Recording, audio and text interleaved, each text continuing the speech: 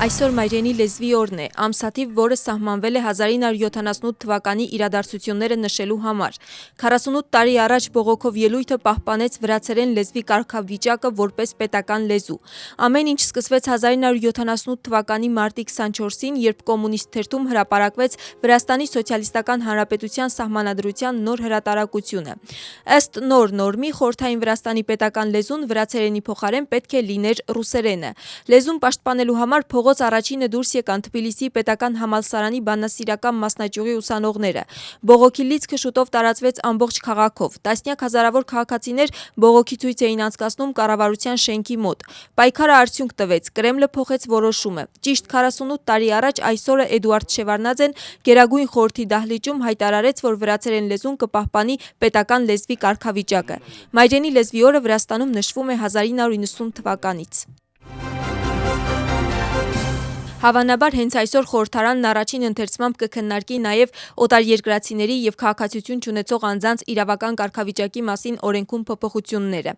Նախագծի համաձայն ներդրվում է նոր C5 կատեգորիայի սովորական վիզա։ Նշված կատեգորիայի բազմակի կարճաժամկետ վիզան կտրվի 5 տարվա գործողության ժամկետով և Վրաստանում գտնվելու 1 տարվա իրավունքով։ Ըստ օրինագծի, նշված կատեգորիայի վիզան կտրվի անվտանգ երկրներից ժամանող այն անձանց, ովքեր մուտք են գործում Վրաստան զբոսաշրջային նպատակով և իրավունք ունեն գործունեություն ծավալել միայն ոչ ռեզիդենտ անձի օգտին։ Վիզան կտրվի նաև տվյալ անձի ամուսնուն, կնոջը և անչափահաս երեխաներին։ Միևնույն ժամանակ Վրաստանի վիզայի տրամադրելուց հրաժարվելու որոշումը բողոքարկման ենթակա չի լինի։ C5 կատեգորիայի վիզայի քննարկման վճարը սահմանվում է ոչ պակաս քան 20 և ոչ ավելի քան $500 չափով։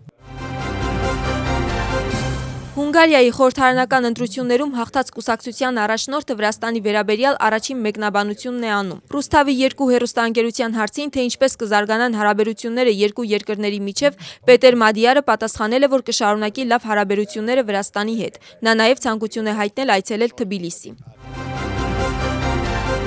ԱՄՆ-ի նախագահը Սպիտակ տանը լրագրողների հետ զրույցում հայտարարել է, որ Իրանը շատ է ցանկանում համաձայնագիր կնքել։ Դոնալդ Թրամփը ևս մեկ անգամ ասել է, որ Իրանը միջուկային զենք չի ունենա և հենց այս հարցն է, որի շուրջ կողմերը չեն կարողանում համաձայնության գալ։ Սակայն նրա կանխատեսմամբ Իրանը այնուամենայնիվ ստիպված կլինի զիջումների գնալ։ Ինչ վերաբերում է Հորմուզի նեղուցին, Միացյալ Նահանգների առաջնորդը նշել է, որ ծովային բլոկադան արդեն ուժի մեջ է մտել։